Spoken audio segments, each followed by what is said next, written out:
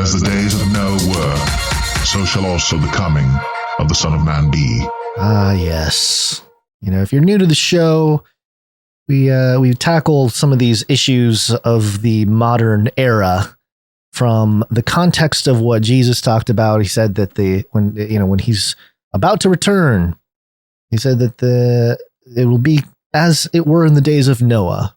And he goes on to talk about people marrying, given in marriage, which seems to have some reference to Genesis 6, where the sons of God, the Bnei Elohim, seems to have married the daughters of Adam and created a race of giants, genetic abominations, which is, some people don't like to talk about those things in the Bible, but me personally, and I think everybody listening or have been listening, it's a common theme, not enough discussed in the church, that seems to help us understand what's happening in the world at a much clearer rate.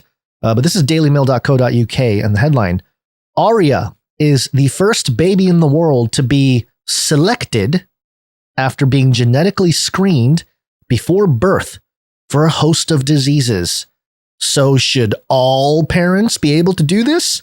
And what of the profound ethical considerations for future generations? Thank you, Daily Mail, for the 2-sentence headline. As always delivering. Daily Mail. Now, this article is extremely long, and it goes through, it's kind of a anecdotal story about someone who had issues. But I will mention this. Just let me read a little bit. Becoming a parent for the first time is a major moment for anyone. But for Laura Gayton, giving birth to a healthy crying baby boy felt nothing short of a miracle. Laura, a swimming teacher from Kettering, Northants, is one of around 10,800 people in the UK with cystic fibrosis, a progressive genetic disease that claims the lives of half of those affected before the age of 40. When she was diagnosed at just 2 months old, Laura's parents were told their daughter would be lucky to make it to her 30th birthday. But today, Laura, 31, has never felt fitter, thanks to a pioneering new treatment. And after 4 years of trying, she and her husband, Nicholas, 33, a fire station commander, now have a 13-month-old son, Louis. And again, it just goes sort of through the story of that family there. But let me take us to the more interesting and important parts of this article, because it is pretty long, so we're going to skip down a little bit. And they talk about the genetic technologies that helped, with the treatment of this lady. Then it says this: these new genetic technologies could mean that instead of needing such treatments, one day soon, no babies with diseases like Laura's will be born at all. Yet, genomics' success have also raised major ethical questions about what genomics makes possible and whether what it makes possible is desirable or ethical. These complex issues are in some ways epitomized in the disease cystic fibrosis. Kaftrio, a triple drug therapy, directly targets the defective protein, making it work more effectively and thinning the mucus. It helps clear the lungs, allowing patients to breathe easier and reducing the risk of infection. The drug can help around 90% of CF patients, and in September last year, Laura became one of the first phase of 60 patients to be given Kaftrio, which is taken as a pill twice daily, and almost immediately she started to feel better. Then it keeps going here. Kaftrio has been described by patient groups as revolutionary. Studies into lung function, yada, yada, yada, yada, yada. We'll just keep going here. Has been surprising to see. Is there something that I'm skipping that you wanted to point out? No, I find it odd that this is like the first time this has happened, because we've been talking about this and it's been in the conversation for many years, so many years. Yeah. So then it gets into, the issue of having children. And then it goes to this part right here. Living proof of the enormous potential of genomics is Aria Yenmai Smigrodsky, a happy and healthy 2-year-old girl from Clemens, North Carolina. Aria was the world's first PGTP baby, meaning she has been scientifically selected for her genes and is statistically less likely to develop a genetic disease or disorder in her lifetime. PGTP pre-implantation genetic testing for polygenic disorders is conducted in conjunction with IVF, that's in vitro fertilization, and allows prospective parents to actively select which of their own embryos to take based on the strength of its genes. The difference between PGTP and other screening tools is that PGTP can screen for more genetically complex diseases, i.e. those that are influenced by genetic variants in more than one gene. This may include heart disease, type 2 diabetes, and obesity, all of which do not have a single genetic cause, but develop due to multiple genetic factors in combination with lifestyle and environmental factors, such as exercise, diet, or pollution. This kind of broad sweep embryo test is not allowed in the UK. Couples undergoing IVF can only test embryos for a few specific genetic conditions that pose a significant risk, such as cystic fibrosis. Parenthetical, this is also different from newborn screening through the common heel prick test, which is used to look for a handful of specific diseases such as sickle cell and CF. Arya's parents, Thuy Fan and Rafal Smigrodsky, used PGTP to ensure that any child they had would be given, quote, the best possible genetic health outlook. Rafal, a 57-year-old neurologist at Novant Health Forsyth Medical Center in North Carolina in the U.S., says the couple weren't concerned about any particular disease or family inheritance. Rather, the promising new technology fascinated them, and the prospect of having disease-free children seemed a no-brainer. Quote, I first read about PGTP for human embryos in a scientific article, says Rafal. I've always had an interest in genetics, so I was intrigued by this report about an amazing technology where you can do genetic sequencing on these tiny embryos. Rafal refers to himself as a techno-optimist and has even signed up to have his brain cryogenically stored when he dies, in the belief it will one day be resurrected, thoughts and spirit intact. Basil, you weren't. I think you missed the episode where we talked about the cryogenic story. That the more recent Is there one. a recent one? Yeah, there was a recent one we covered. I'm trying to pull it up here so we have the reference. I think it was. I'm trying to think. I think it was 2 episodes ago. I'm not able to find it right off the bat. But yeah, it was 1 or 2 or maybe 3 episodes ago where there was an update on the cryogenic free. And it was very mainstream. It was like a mainstream article about what they're doing. But yes, Rafal, the techno-optimist. In his view, genetic screening of embryos is nothing unusual. It is simply the natural next step for humans to take. Quote, yeah. It's like the first time someone ever made a phone call. Sure, it was a unique moment, but really, it was just the beginning of something that now everybody does. In 10 years' time, that kind of polygenic testing will be completely non-controversial. People will be doing it as a matter of course. And it goes on here. But yeah, so this is the first Arya, the first baby to be born with the parents selecting, like hand selecting. Yeah. I see now. They had the full, this one of these things. You grab a few eggs, you fertilize these eggs, grow them just a little bit, and then you can kind of choose which one you want to follow through with. Yeah, I mean, it's pretty hard to disconnect this from eugenics. I mean, it is explicitly accomplishing the dream of eugenics, which is breeding out genetic like unwanted defaults, defects, and it would only if this was widespread, if every baby was done this way, you would breed out genetic defects in one generation. In one generation of babies, you'd breed out all genetic defects. So it is explicitly a realization of the goal of eugenicists, and that's what makes it such a touchy subject, of course. Right. But on an individual level, of course, it makes sense. Yeah, like it's not obvious to do. Yeah, it's not an obscene thing to do on an individual level. And really, I don't know.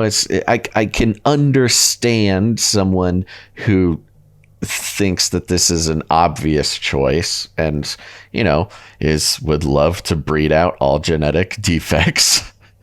Let's stick with diseases, breed out genetic diseases in the human race. you can understand a case that somebody would make for that, but it certainly doesn't feel right, does it? Yeah, it sounds familiar to some things going on in the past. Sounds familiar. Sounds a little too familiar. Little mustache guy, scraggly. Right. So Aria, this thanks to Jam here, who does a lot of our links for us. He's another producer that volunteers his time. But he went down the rabbit trail here, and I kind of want to present some of it. And then I also had a little thing to add to it. He looked up Aria, Aurea, the name of this young girl who was hand selected. And Aria is a girl's name who has roots in Latin. Meaning of Aria is wind, golden, dawn. Golden dawn. Okay. And it's kind of a version of or variant of Aura, Aura. And of course, Aura was the Titan goddess of the breeze and the fresh, cool air of the morning. That's something new, She was a virgin huntress who was excessively proud of her maidenhood. In her hubris, she dared compare her body with that of the goddess Artemis, claiming the goddess was too womanly in form to be a true virgin.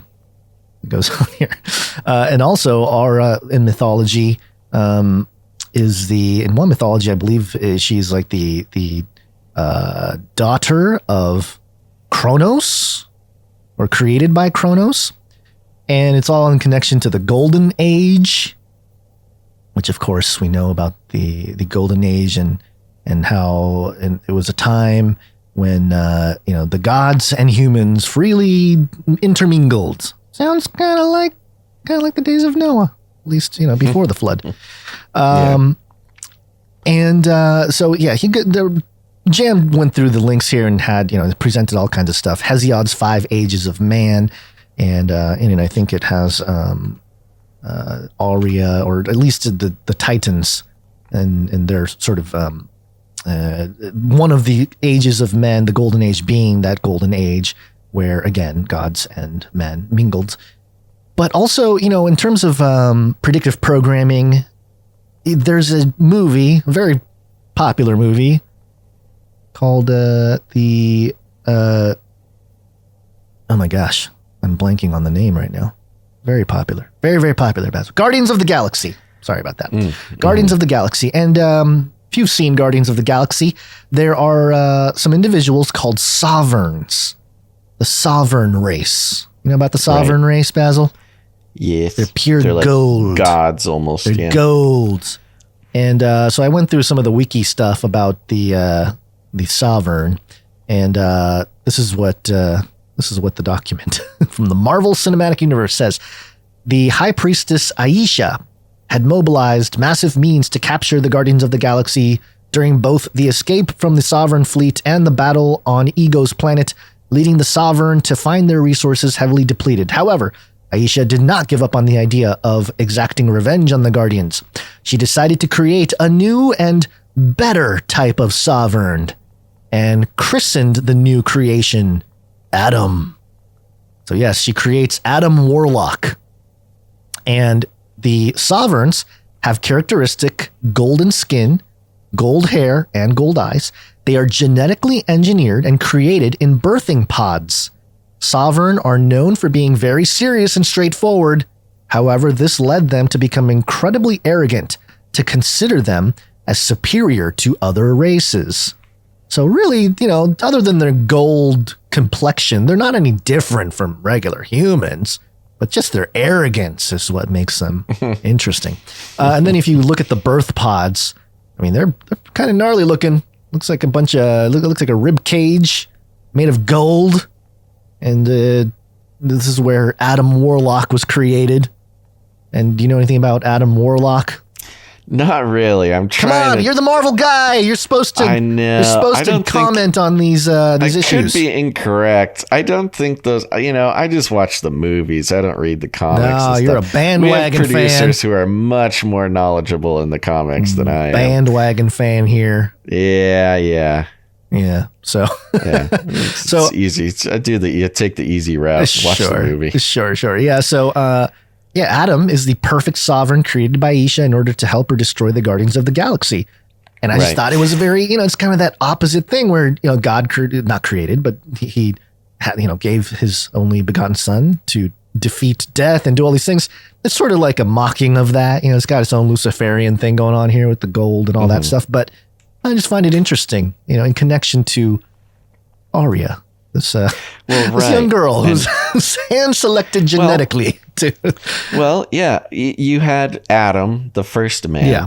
You had Jesus, who was the second Adam. Yeah, the second Adam. That's right. It's the second Adam, and then you have so you have God creates man, and then God comes down, second Adam, and then it's almost like Arya is like a man creating man, or man choosing the destiny of man. He shall be as gods genetically. And, to even throw in a little bit more of the fun twist on it, it's a girl, it's Arya. So it's Eve, man creating Eve, right?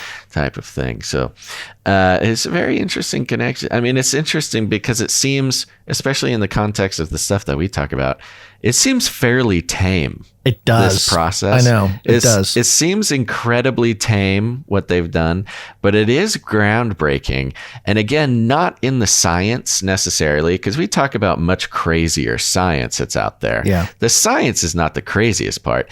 It's the adaptation, the normalization, the socialization of the process, making it, it's just because scientists can do something once doesn't necessarily change the world, but it's when access to that technology becomes, is easily accessed by the common man. That's when you see really trippy things start to happen. Well, just societally, it changes standards, culture. It's really culture changing stuff here that if you don't, and it's exactly how the film Gattaca is like, oh, you're naturally made. Ugh. You're not really deemed to be to part of high society. That can take place as if they could keep going down this road. Where it's like, by the way, part of the people that rejected this whole thing were disabled, like the disabled community. Right. Was like, this is not cool. Like, this that's is one not of the good. big ones. Yeah, it kind of goes against a bit of a social justice milieu. Yeah, because it's claiming that undesirable people. There are people who embody undesirableness traits in the world, which is sort of the core, fire that social justice wants to put out, is that nobody is undesirable, unless you're Republican, of course. But yeah, to have, imagine if there was an entire movement that, as a matter of course, every parent gets to choose to weed out what makes you, or a part of you. Not that a disability defines anybody, but anywho, yeah, it's a pretty sketchy concept to play around with. Sure. It is eugenics. It really is. It is modern form of eugenics. And if not eugenics proper, it achieves the goals that eugenics wanted to achieve. So it's like eugenics 2.0. Yeah. So, well, very interesting, Gons. Are you gonna watch? Watch Black Adam when it comes out in a few days? I suppose. I don't have any plans for it right now, but I'm sure I'll see it at some point. Yeah. Speaking of Adam and Eve, and that's all that DC, stuff. I think, though. Is it DC? I believe so. Okay. It has to be. Again, I'm not the pro, but I'm pretty sure it's DC. Yeah, you're DC. supposed to be the expert here. But I'll probably see it. It's got The Rock. Come on, you got to see everything The Rock's in.